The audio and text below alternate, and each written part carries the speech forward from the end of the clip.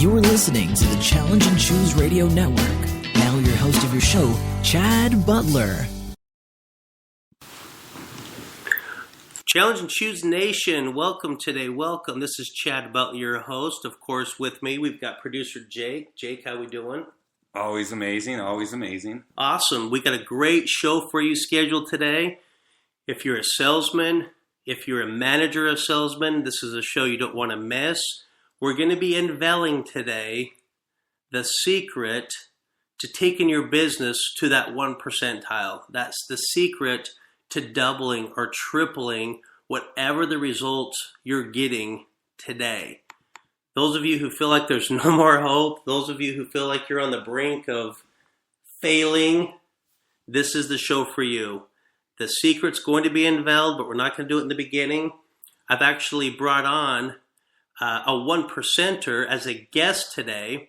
We're going to introduce him here in a second. But we're dedicating here at Challenge and Choose a series of our radio and television broadcasts to the 1 percenters. What does it take to become a 1 percenter? There's a lot of people I've met over my 17-year career as a financial planner. There were several businesses I worked with where I met people who just had that it factor, Jake. You know what I'm talking about? Those guys, it's like everything they touch turns to gold. Oh yeah, absolutely. People are attracted to them. They're people that just seem to have that endless fight in them. But more than anything, it's that positive attitude that, like, no matter how dark the clouds get, they seem to be able to find the light, survive it. Right, absolutely. Find the light within it. Some of those 1 percenters out there that I met, you either loved them or you hated them, right? Mm-hmm. Because their life seemed so easy and you couldn't figure out quite how they did it. Do you know what I mean? Oh, absolutely. I think our guest today could probably relate to that persona, that personality. I think he's probably one of those guys that when people meet him, they love him. But if they don't know him, I won't say they hate him, but they're like, how does he do it? How does he do it in every freaking part of his life? Makes it seem so easy. He makes it look easy. So that's what we're going to be talking about today. You know, overcoming trials is a big part of it. Understanding fear is a big part of it.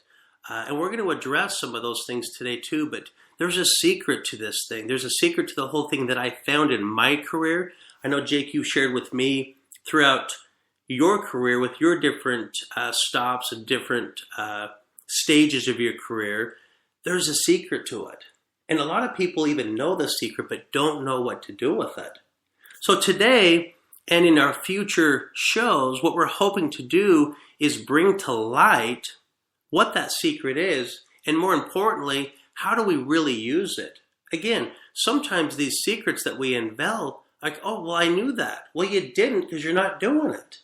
So it's not a matter of just knowing it. It's a matter of knowing how to use it. Oh, absolutely. I think today is going to be one of those shows you guys could listen to over and over and probably get something new, fresh, and exciting out of it every single time. Well, what I know about our guest, I would agree with that 100%.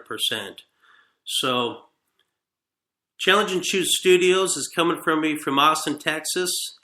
Today we've got a special guest and a good friend of mine coming to you from Salt Lake City, Utah. Rick Carter's his name. Rick Carter is the owner of Graystone Mortgage, a large mortgage firm out of Utah, based out of Utah, but they have got offices all over the place. As a matter of fact, he just shared with me the other day that they've just gotten licensed in Texas. So wow. I'm kind of encouraging him to set up a second office here in Austin, but he's telling me that Dallas is where he wants to go. What do you think about that? Well, I think the economy in Texas is great either way he goes. I think Austin's a great market, but Dallas is a great market too. Awesome. Rick, you're on, my man. How are you? I'm good, Chad. How about yourself? Doing good. Hey, today I've been invited to a Christmas party. It's one of those ugly sweater parties. You got any of those on your agenda? Yeah, we actually had one a week ago.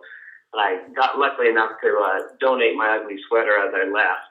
So I don't want an ugly sweater the same 2 years in a row. Man, you know, it's one of those things. It's like if you go ask, like here locally, I've been asking people if I could borrow one, and apparently everyone's been invited to the same party.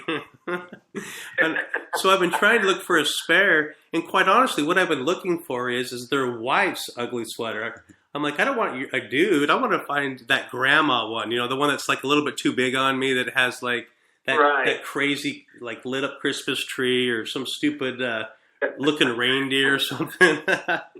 It looks like someone made it in the 50s. You know what I'm saying? Yeah, I do. I actually all over the web right now. Yeah, they've become popular, haven't they? They have. I think it's hard to find an ugly sweater anymore because everybody's bought them from the DI and every store you try to go to. Yep, all the thrift stores. I've been told that Walmart sells them, so I might have to end up over there. Yeah. Well, thanks for joining us today, Rick. We were. I don't know if you were kind of hearing our banter about you specifically, but I think you could relate to this in all the years that you've spent in sports and in business. You just meet those people that just kind of have that it factor.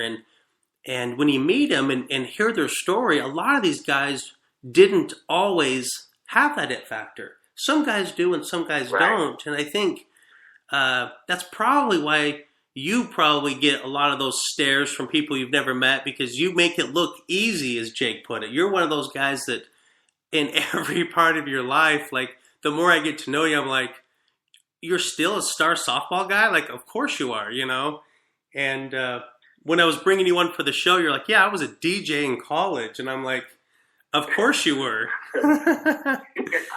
So tell me. That was a fun time. As a DJ? Yeah, it was a good time in college to do that. It was something I always wanted to do. I thought that's what I wanted to do with my life, but as always, it doesn't end up that way. But in doing it, it was everything I wanted it to be at the time. It was fun to be DJ radio. Then I got to announce football games after a while, and so that was something that I enjoyed. Honestly, when I got out of college, I realized the money wasn't there for it, and decided to go a different direction. Yeah, unfortunately, those guys, it takes a long time for them to really make. The people who do it obviously are doing it for the love of the game. Would you agree? Absolutely, yeah. You've got to love not getting paid a lot for a long period of time. And yeah. I wasn't what I wanted with my life. I would agree. I met a guy at a gym just briefly that did that forever. One of the benefits is he got tickets to every event in Salt Lake City. I mean, any concert, any type of event that was happening in the city, he always had access to stuff. And so he always had hookups. I guess those were the benefits, I suppose. Right. And as I was listening to your intro, Chad, I was just thinking of this morning. I was leaving the gym, and a guy looked at me, and we were talking about what we were doing for the day and what was going on. And he just looked at me and said, this guy lives the dream. And he was talking to another friend of mine, and he was pointing at me. And it's funny how they think that about me because they know what I do outside of work and how I enjoy my life outside of the office. But they never see what has gone into it, what got me to that point. Yes. And let's talk more about that, Rick. Here's what I know about you, and please correct any of this if I'm wrong, and if I'm embellishing it too much, just let me go, I guess. But you grew up in Southern California. You were a star quarterback at the local, high school, but this wasn't just the ordinary high school. This was like that elite high school in Southern California. You go from there and you become you go play in college. You become successful in college as a quarterback.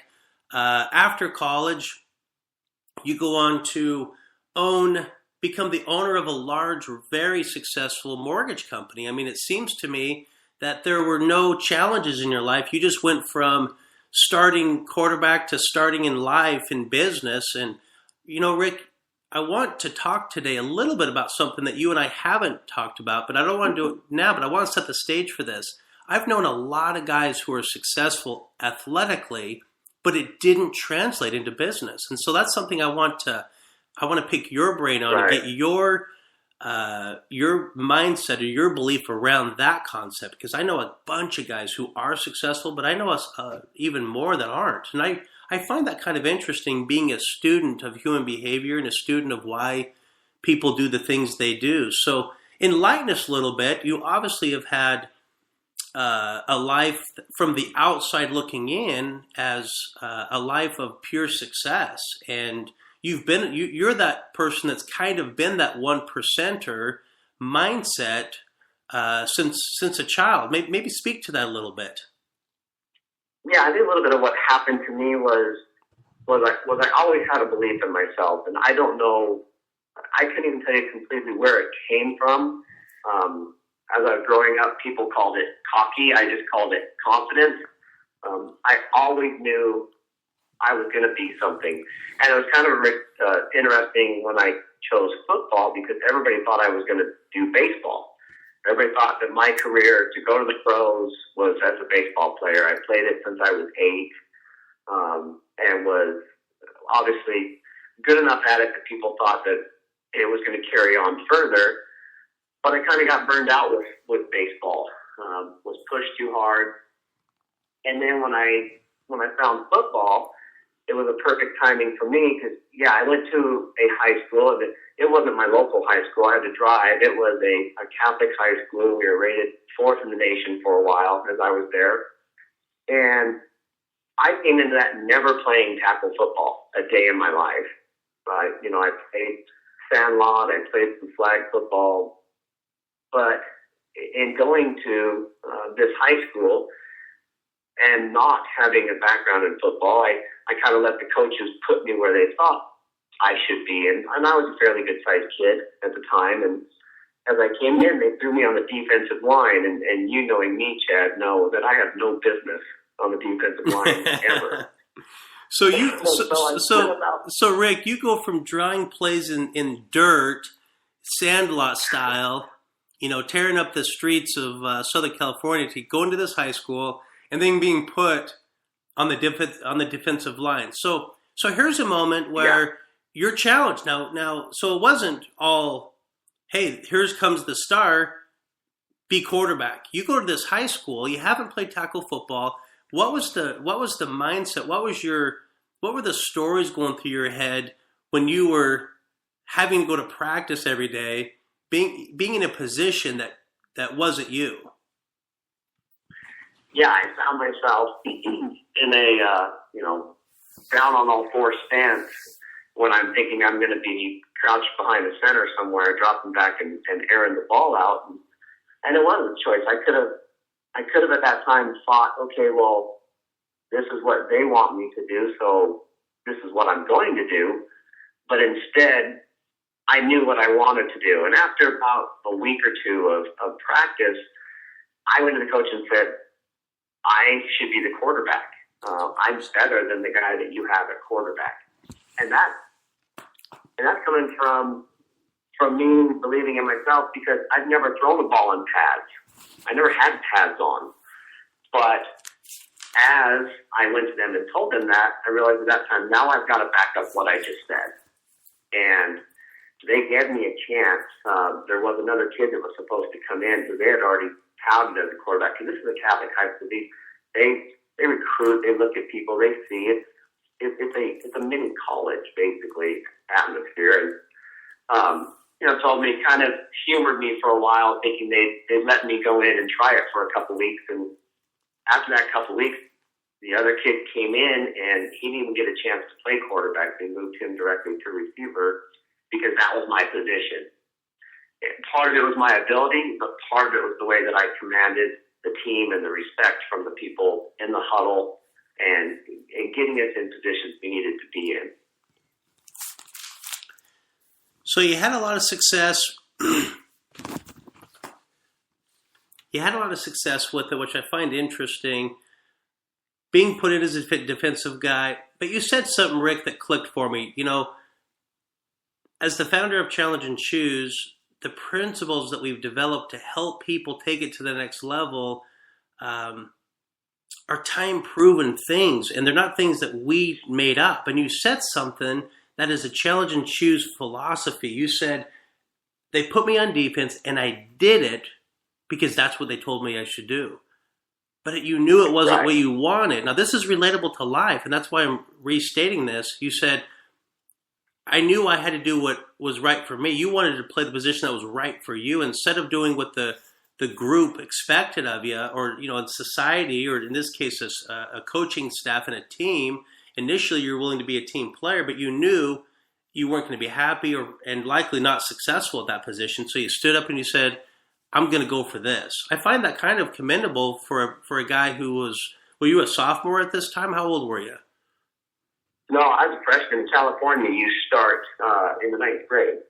So, okay. It's kind of different here in Utah. So you're at what? The schools start in 10th grade. In 10th grade, right. Yeah, Texas, it's the same as California. So you're, 14 years old at this time? 15? Yeah, I'm 15. 15 actually. years old. Yep. So 15 years old, you're like, Coach, I'm not going to be in a three-point stance anymore. I'm going to be in a squatting position taking snaps. They're just like, what the hell are you talking about? No, I can totally see this. Correct. So Rick, to kind of further the story along, great story. Now you have success in high school. You play football for the 4+ years in high school, or the 4 years, and now you're going to college. You get recruited, you get looked at, you choose a college, you get there.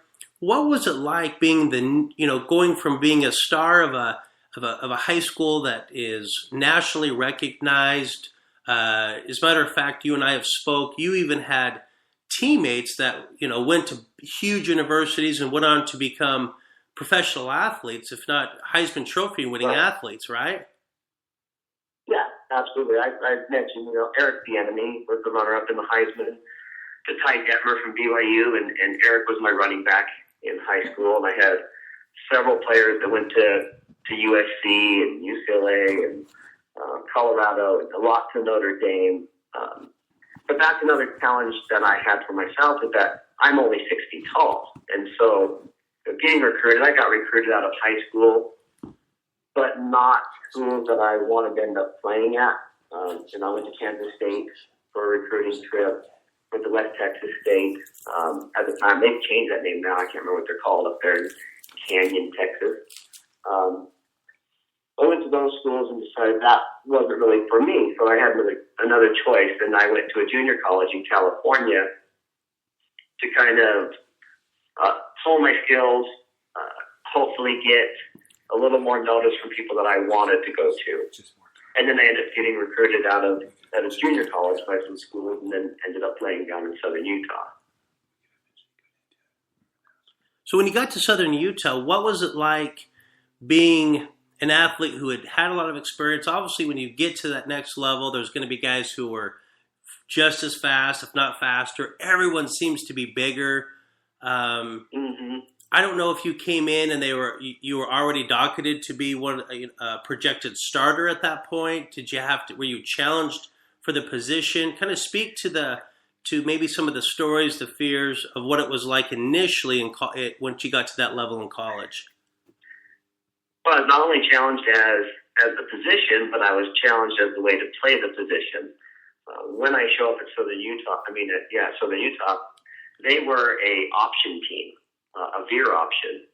I was a drop back quarterback, so as they're recruiting me and they're sitting in my living room saying, we're going to drop back and throw the ball 25, 30 times a game, I'm thinking fantastic. And as I get there, we're still running the option. And I could run it, just like I could have played defensive tackle, but it's not what I wanted to do. So again, I ran it for a while, but kept convincing them, hey, let's throw this ball. And there was even, as I'm getting there, we were the first recruited class to Southern Utah. They flew us in and the whole 9 yards. But as I'm playing there was other teams and articles that would come out before the game saying, hey, I really hope they don't let Carter throw. I hope they stick with the option because we can stop that. And so my coach finally did see that we should be more of a throwing team than an option team. And I started both years I was there, because I started 2 years at the JC and started both years I was there and won the position. And some of my best friends on the team were my competition for my spot. But when it came down to it, it was my spot in my mind. So they had to take it from me. I didn't have to win it. They'd have to get it from me somehow. Gotcha. So you start for 2 years. I mean, I'm sure we could talk about hundreds of wonderful stories from that, but I'm kind of interested.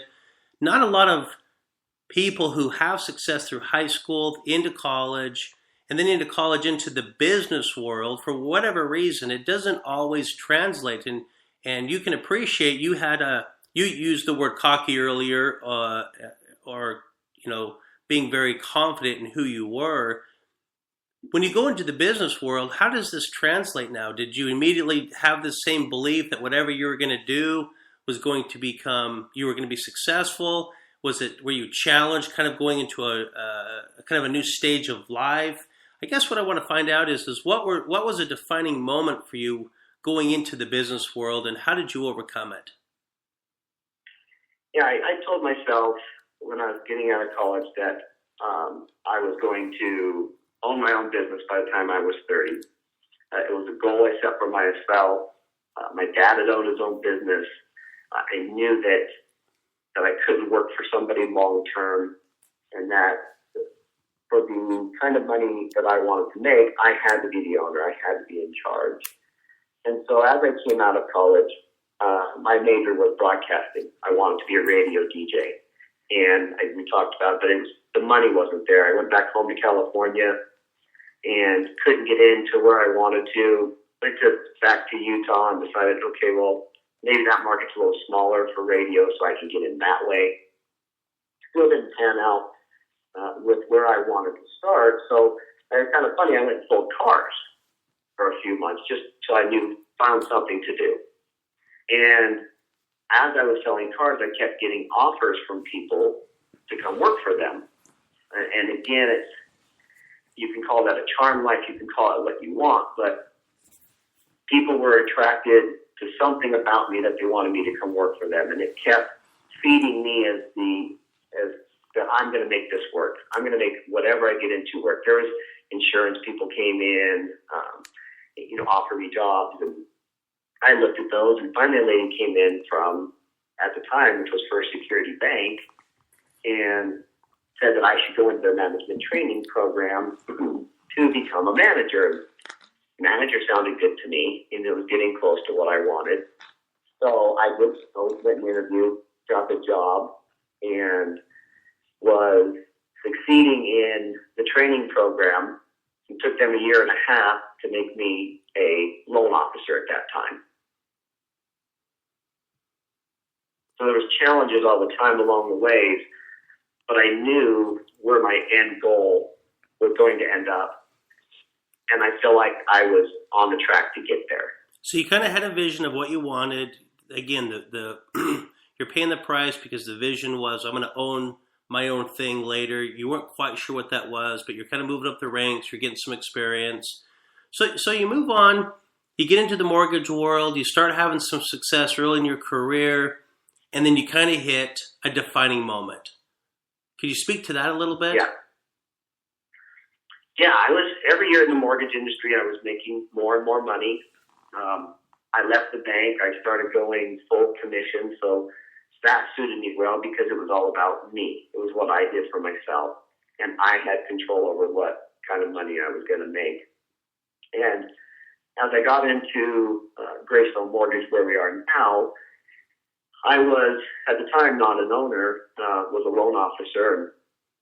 And about 3 years into it, I'm making what I considered good money. I mean, it was, at the time, that's good money. And as I'm meeting with the owners, the owner's wife comes to me and said, everybody in this company's doing great. There's only one person that is not living up to their full potential, and that's you. And that kind of hit me right between the eyes because I thought I was doing great. I was probably a mid-range loan officer at the time. We probably had 20 plus loan officers. I was always, in the top 5. So I thought, that's great. This is what I want to do. I'm playing. I'm having fun. I'm doing what I wanted to in my life. And But to have somebody tell me that I'm not living up to my full potential really struck a chord with me, and at that point I decided I'm going to ramp this up. So let me ask you something. Based upon everything we've talked about, coaches believed in you. You stood up. You probably believed more in yourself at times than they did because you showed them your capacity and you earned your spot.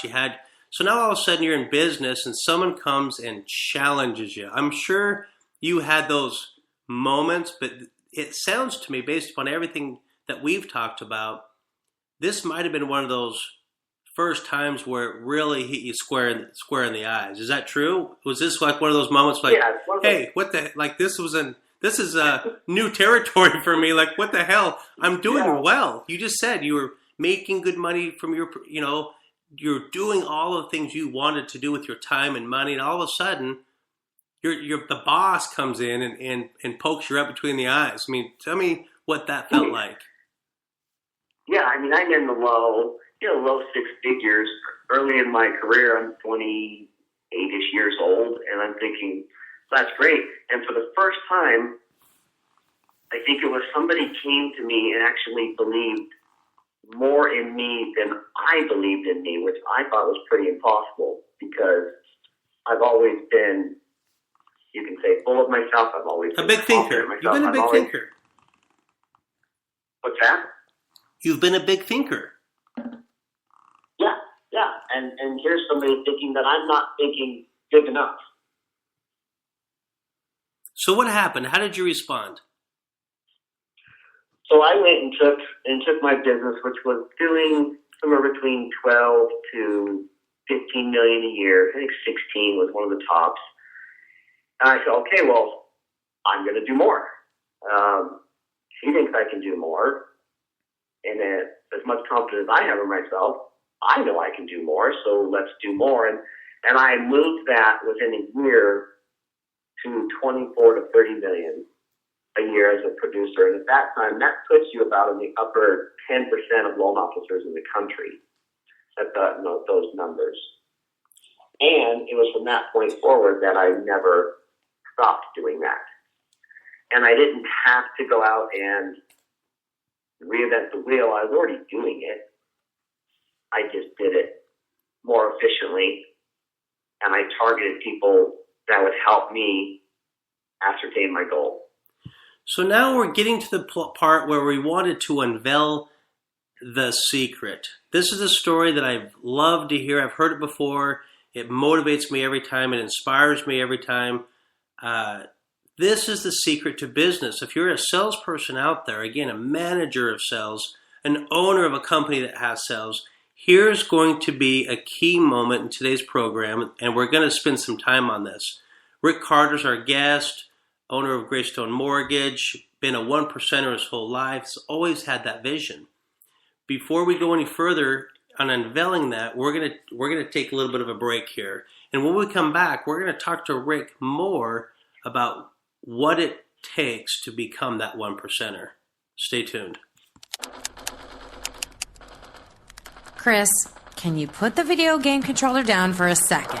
I can talk and play. Oh, I'm totally annihilating this punk kid in Nebraska. I just feel like you're not acting like a grown-up in our relationship. Am too. Well, you still ride your skateboard to work, there's the comic book collection, the race car bed. Look, I'm young at heart, but I put money into my 401k every paycheck. I picked up a few savings tips at feedthepig.org. I have control of my financial life now, and that feels pretty grown up.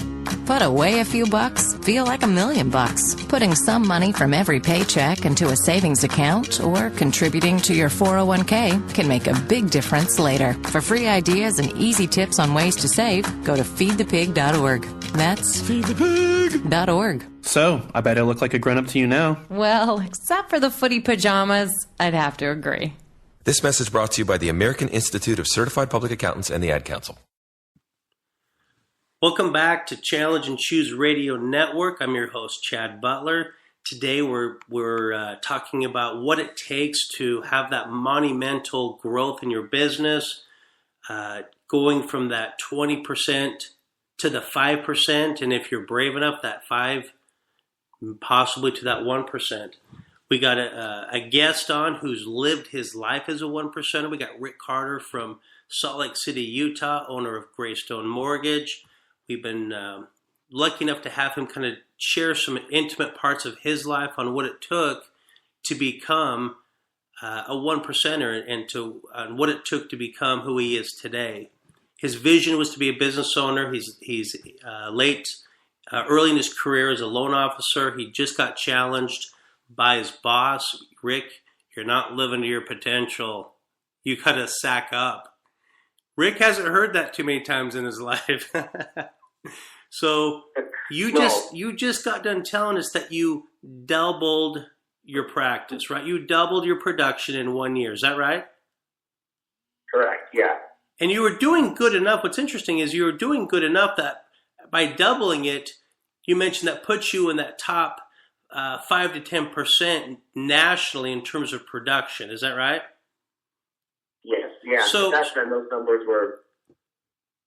So in that year's time, did you go to Harvard Business School and get a degree to learn how to do it better? Did you hire Donald Trump to figure out how to be more successful in business? I mean, in 1 year's time, you double it.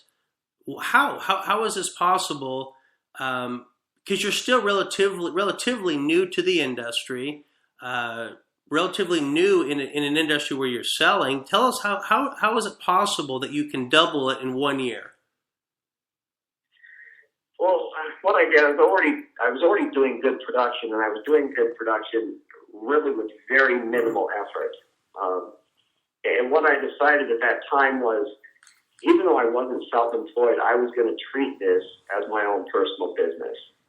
Becoming a loan officer and being a loan officer was going to be basically Rick Carter's business for this time.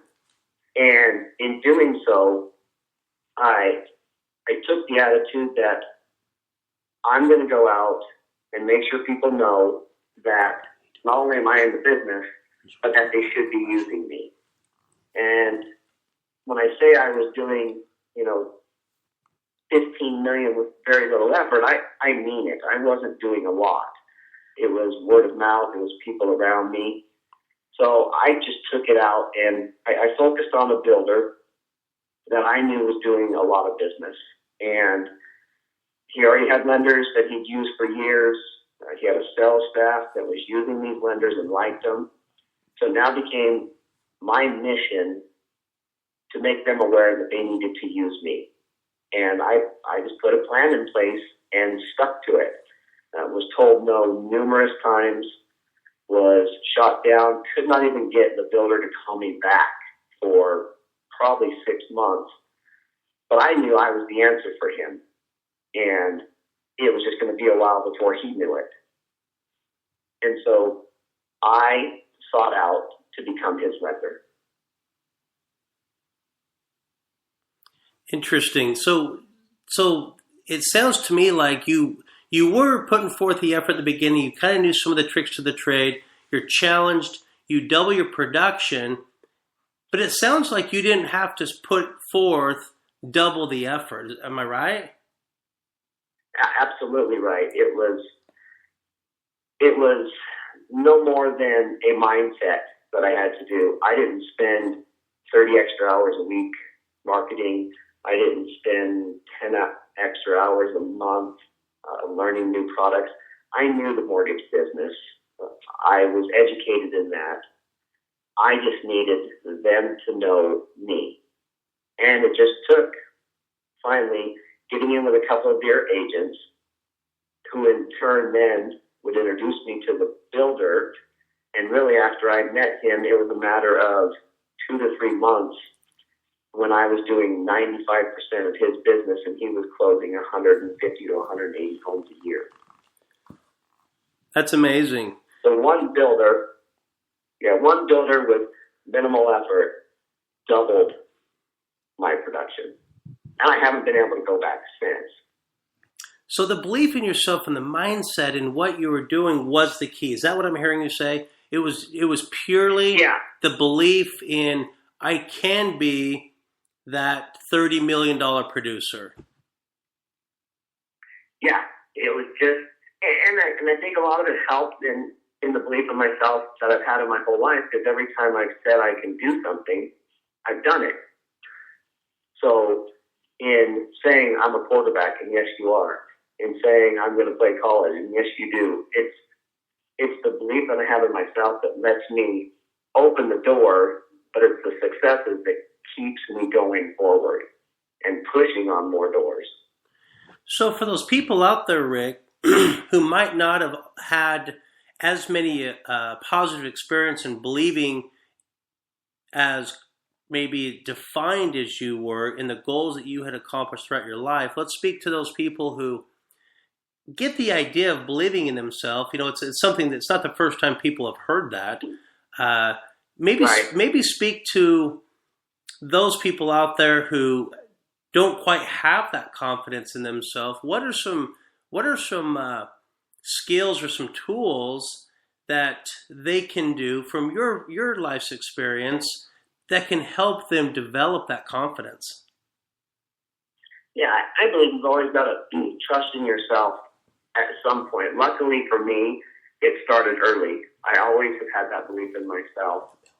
But for people that don't, if they're educated, and I can tell my loan officers in here, if you're educated in the product, if you believe in the company that they work for, the only thing that's keeping you from getting more business is you. And that's your lack of belief in yourself. So we work with them quite often to go out and to start small. It's small goals with them. If they, maybe they're not going to increase their production, double it, but maybe they're going to close one extra loan a month. And we celebrate those victories with them when they do go out and get that done, because we can see that a confident loan officer is going to treat the client the way that Graystone Mortgage expects them to. You know, I spent... The ones that aren't confident... Go ahead. Oh, I'm sorry. Go ahead. The ones that aren't confident. The ones that aren't confident are going to get pushed around, and they're the ones that walk around the office thinking there's not enough business out there. Why would anybody use me? There's so many loan officers still in the industry. Too much competition. So the stories start magnifying in their heads, right? Yeah, and it starts wearing them down in the morning to the point where, why am I going to go out and talk to an agent, especially a high volume agent? Anybody can go market the low volume agents, the people that are new into the business that really at this time don't know any better. Right. It's instilling in yourself the confidence that person that's doing, a lot of transactions in the real estate industry or a builder needs to use me. It's interesting that you say that, Rick. I spent 17 years in the financial services industry, and there's so many commonalities. Obviously, sales is sales to a large degree. And what I found was hundreds of guys came in, and it seemed like hundreds of guys came out. It seemed like it was mostly the same faces for most of my career. Only a few people actually stuck over my 17 years. I only had to get to know a few more names over 17 years of new people who actually stayed around. And whenever I was brought in to help train new people or people that had been in 3 to 5 years, or even people who had been in 10 plus, whenever I was brought in to help solve a problem, I always wanted to find out what their mindset was, because obviously they've read the books, they've learned the product, they've been exposed to sales, they've been thrown out there, they've made their calls, they've had their level of experience in appointments. And I would always see management try to solve the problem by teaching them how to close more, how to prospect better. Let's work on your language. Let's work on product knowledge. I mean, they would kind of go back to the core things to help them find some level of confidence. And I had been developing a model my whole career for me on how to develop wealth and to be successful. And the one thing that I developed in my model was this belief. It's a belief in who I was. I knew so many guys who were very successful, and when you met them, they were all doing something. They all did it differently. There wasn't hardly any commonality on how they were going about their business and treating their business. Some worked hard, some didn't. Some dressed really nice, some didn't. But they all were successful. That was the commonality. And when you met them, you kind of got that same sense that I get from you, Rick Carter. Meeting you, I kind of get that sense that you kind of just believe that. There's that it factor. Now, there were a lot of people. There is, and I look at it. Go ahead, I'm sorry. Oh, I was just going to say, not all of these guys I found started off as the it factor one percenters. A lot of them had to develop it and fight through those stories. You mentioned a minute ago about loan officers walking around the office with these stories going through their head. Now, I want to kind of address something. Here at Challenge and Choose, a big part of our paradigm is this. Our mindsets lead to our behaviors, and these behaviors have a direct influence on the results that we get in life, in every part of life. And today we've been talking to Rick Carter, who has kind of reinforced this idea that when I believe in something, my behavior just becomes. You don't have to put so much thought into the behavior. You just innately do the things you need to match the level of the mindset. So here Rick just told us that as a manager training loan officers, you get those guys who get it and then just go get the business. Then you have the guys who don't get it. They whimper about the office. They're walking around telling themselves stories, which is their mindset. Their mindset is, no one's going to trust me. Maybe I don't have enough knowledge. The economy. The rates are too high. Yeah, rates are too high. The economy this. There's too many licensed reps in the state, right? Yeah. I was going to say this. What I notice in our offices is that as we're walking around, it always baffles me a little bit how you can have two loan officers right next to each other. One's doing $2 million a month. The other one's lucky to do, $300,000 to $400,000 a month. And the one doing $300,000 doesn't have any less knowledge, doesn't have any less programs, doesn't know any less people, but is just not confident enough in themselves to go out and get the business. You know what? You hit it right on the head. Not confident enough to go out and get the business. If you'll allow me, Rick, I want to share a quick story. When I was about 5 years into my career, there was an agent, we'll call him Dave. The guy worked harder than anyone in our office. As a matter of fact, they gave us kind of a formula we had to follow to be successful. And this guy followed the formula like to the T. And he was one of those guys that if you told him to run 5 miles, he'll run 6, right? I mean, he was just a real hard worker, put his head down. He let nothing distract him. But the guy never produced numbers. Now, he sold a lot of stuff, but it was like basement bottom feeder type of stuff, like the stuff you're selling your first 6 months, right? And he's 3 years into the business, and he's still selling to the same people. I mean, he improved his marketplace some, but his products, the things that he was selling, was still the easiest, least profitable, which is neither here nor there, but he was not progressing in the business at all. As a matter of fact, he ended up leaving the business because he just couldn't make money. Well, I sat down with him in the last year that he was there, and he had a lot of respect for me for what I was doing. So I had the latitude of really asking him, like, what's going on? And it was so interesting, Rick, what came out of his mouth. I mean, a guy that's 3 years into it, a good-looking guy, dressed perfectly, looked the part. His language was perfect. He lacked the confidence in himself. As a matter of fact, he said, I don't think people trust me. I don't believe that I'm trustworthy. Like when I'm working with a successful business owner and I'm trying to put together their financial plan, he didn't really believe in himself that he was worthy of making long-term financial recommendations to someone else who's successful. He didn't feel successful himself, and thus he didn't feel like he was worthy to be giving advice to successful people. You hear what I'm saying? Yeah, I do. And the story led to the behavior. The behavior was he never asked for the close. He never asked for the right referrals.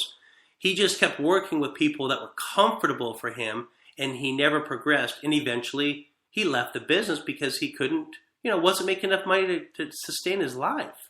I mean, I'm certain that you've had a lot of people in your, as a manager, I'm sure you've seen a lot of that. we see it in our industry a lot because when the refinances come around, that's when to me, any loan officer can make it at that point. And so we see people that flourish during that time because it's the low-hanging fruit. It's easy. It's easy to tell somebody, I'm going to save you $100 to $200 on your mortgage. Come in and refinance. Right. And you know enough people in your life that you can make that happen. It's only the people that do this as a business look at it and say, I'm only going to take these refinances from referrals. I don't even market to them. When refinances boom come, we don't even, we being myself, we don't even go out and look for them.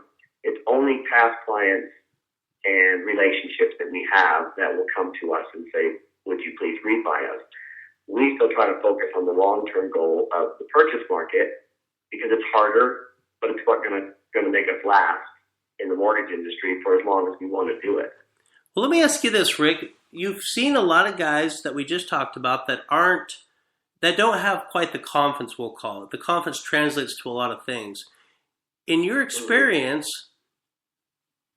is the 80-20 rule true that you either have it or you don't? The 80%, the 20% kind of, they're the cream, they rise to the top? I mean, or is it true that the 80%ers can become 20%ers? Do you believe that a person that has the capacity, much like the story of Dave that I shared, Mm-hmm. do you believe that we can find those guys that are on the brinks of failing, on the brinks of just not believing themselves, and turn them into a 20%er?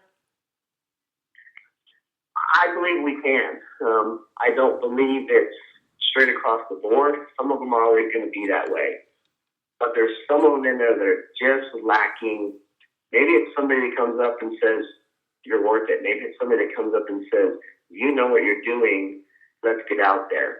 A lot of those people need coaching. They need a reminder. They need somebody who's going to celebrate the smallest of goals with them so they can see success early in order to keep pushing themselves to be in the top 20%. Maybe they just need that owner to come up to them and say, you're not living to your potential. Stand Yeah. up, Some people respond that way. I respond that way.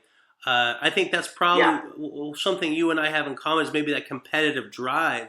But managing people and being a trainer, there was a lot of people who didn't respond too well to that. Those are the people who were like, they just didn't show up the next day. So everyone has it in them.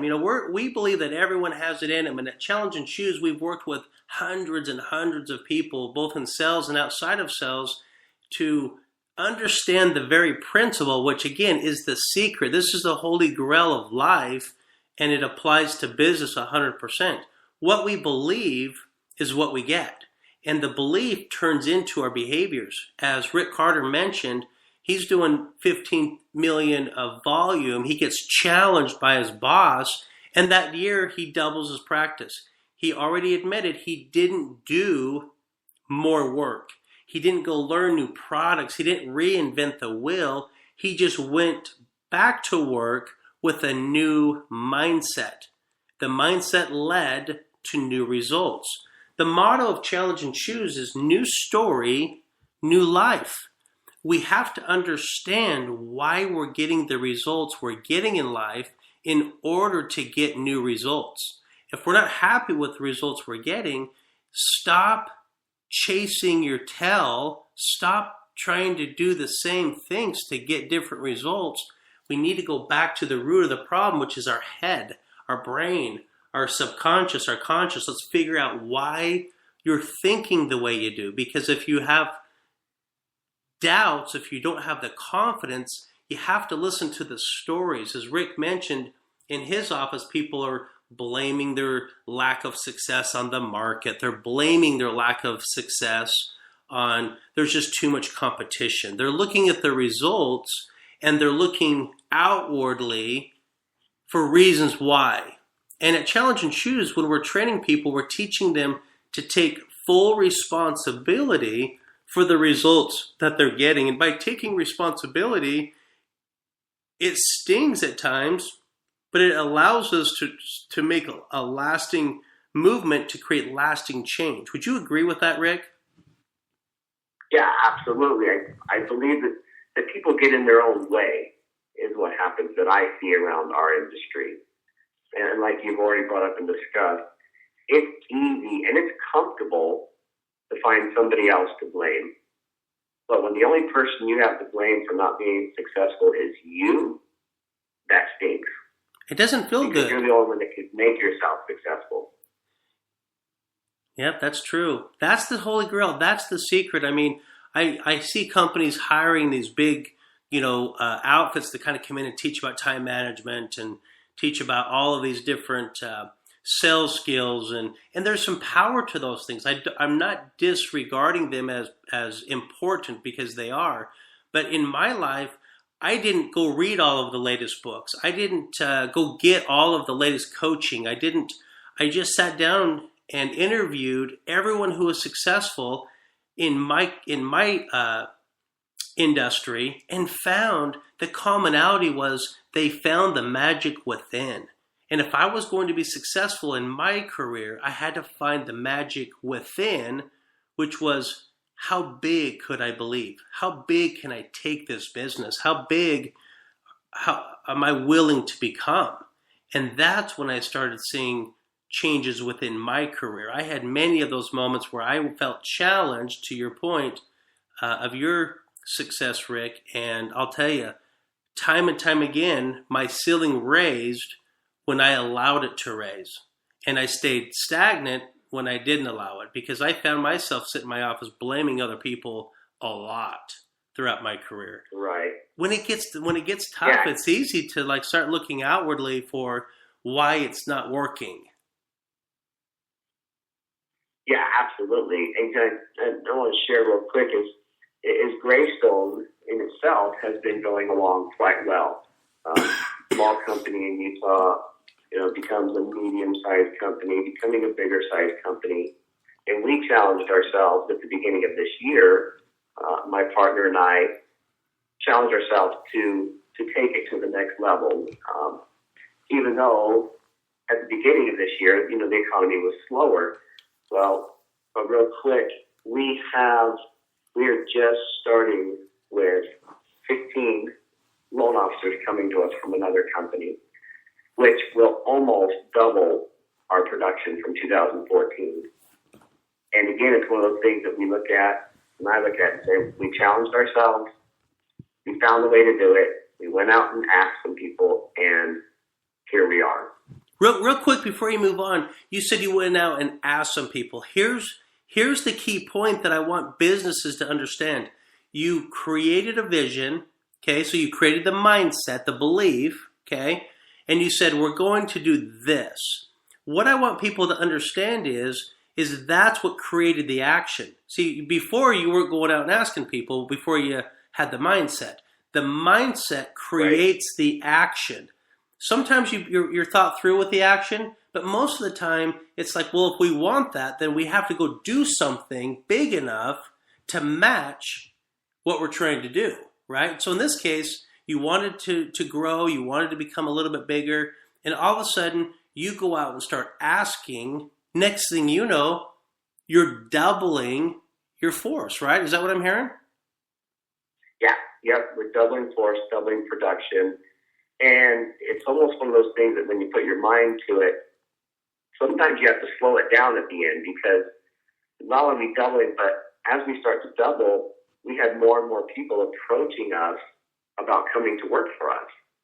And that's what I've noticed a lot in my life is once I get going and get started, it just opens the floodgates. And it's because I challenged myself to do something, told people I was going to do it, which to me holds me highly accountable. And then as I'm doing it, I just sit back and watch as it happens. Yeah, it's interesting. Well, we got about 5 minutes left, Rick. I want to kind of wrap up a few points. One thing I'm kind of curious that I want to ask you. So now as a manager, as an owner of this business, now you've doubled your production, doubled your force, which in theory you'll be able to see at least double in production going forward. I'm kind of curious after everything you know about yourself, and hopefully we've kind of refined or redefined kind of what those nuances were for you throughout your success and this belief, this mindset. How are you going to go about training your reps in the future? Do you see yourself doing anything differently, helping them understand what their potential might be? I think in talking to you and getting to know what you're doing now, I would probably going to put less emphasis on training over products or training. We do a lot in our business, hey, let's simulate let's role play a meeting. And to me, you can role play that all you want, but it's easy for somebody to have confidence with me, but not confidence when they're going out and asking somebody they don't know for business. So I would like to focus more on getting these people to believe in themselves, lay a challenge out in front of them, whether it's my challenge, but hopefully it's theirs, and watching and coaching them into getting to that goal. Absolutely.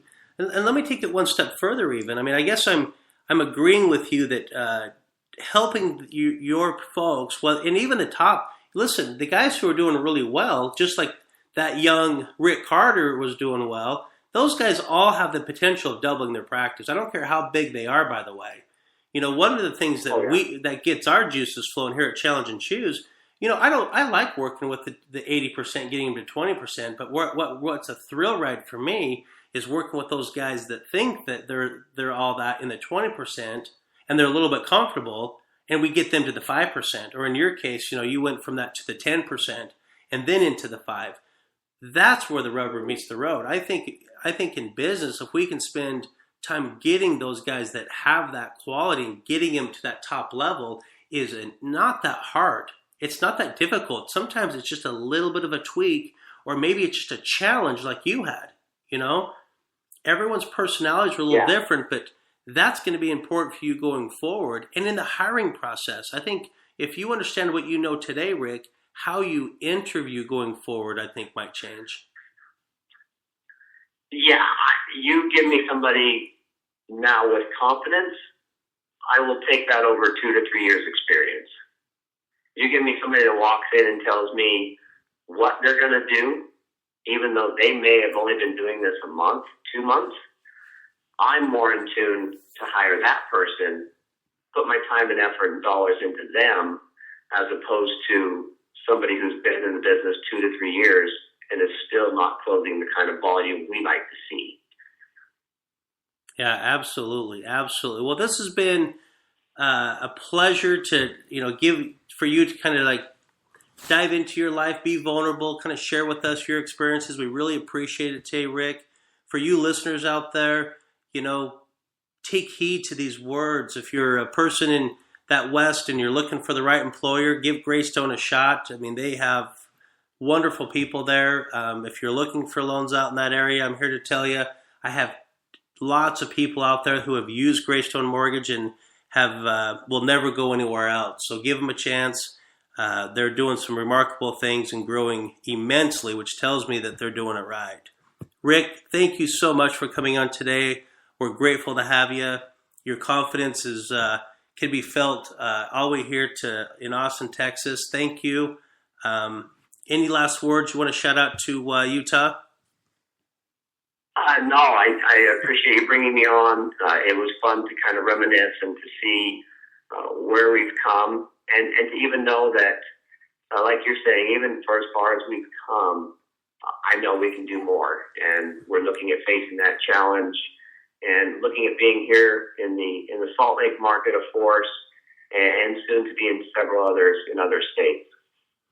Well, that's awesome. If we can help any way at all, Rick, here at Challenge and Choose, we're here for you. But thanks for being a guest today, and we wish you the best of luck in 2015. And with your permission, we'd like to ask you to give yourself a challenge for 2015, something that kind of makes that hair rise on the back of your neck. And we would like to bring you on as a guest sometime in 2015 and see how that goal is going. Would you agree to that? Yeah, absolutely. You've got one in mind. You've got a big group coming in. Obviously, doubling the production is there naturally. What are you guys capable of doing? We're capable of being 3 times where we are right now. We're capable of being in the 600, 700 million production. And we have the capacity, we have the people in place. It's up to us to make that happen. And now that we've given ourselves that challenge, it'll be fun to come back middle to the end of this year and discuss with you how we've come. Well, let us help you out wherever we can. We'd like you to be another one of those testimonial clients of Challenge and Choose on how you were able to change that story to something bigger and turn it into those new results that you really want. So let us help where we can. We wish you the very best of luck. We believe here that you're going to do it. I've written it down, Rick. I'm going to put this in my safe here in my office. I believe that you're going to do it. So let's stay in touch. We're going to have you back on soon. But thanks again, and we wish you the best. Great. Thank you, Chad. All right. We'll see you. Happy holidays. Okay. Bye-bye.